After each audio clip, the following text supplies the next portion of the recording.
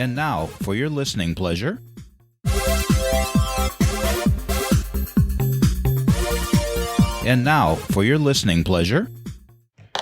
And it's Love Moments Day, and it's also Valentine's Week. And what did I choose to talk about today? Staying single. It's on the rise. I'm Carolyn Sanic, life coach, author, high-value woman. This is my podcast, Thrive. So let's start thriving.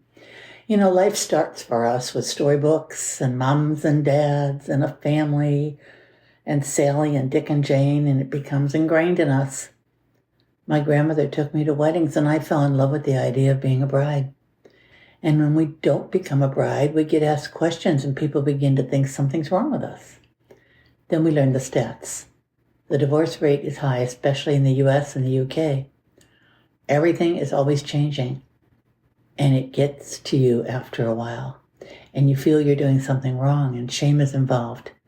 We don't talk about it. I'm not speaking for all single people. I have many single friends, and we talk about both sides. Do we miss having a partner, or do we cherish our alone time? I've been through the love of your lifetime, and I'm done.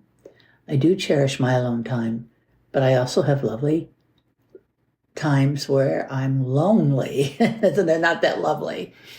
And that's tough to deal with. I tripped over lovely and lonely. Sorry about that. The pandemic put a lot of us in a new relationship, one with ourselves.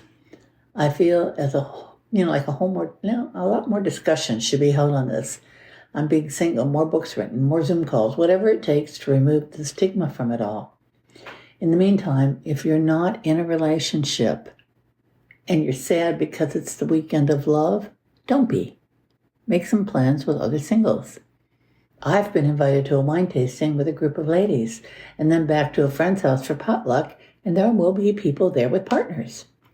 I sometimes feel awkward, but this year I plan to banish those feelings. Again, I'm Carolyn Sanic, life coach, author, high-value woman. This is my podcast, Thrive. Thank you all so much for listening, and that is a wrap.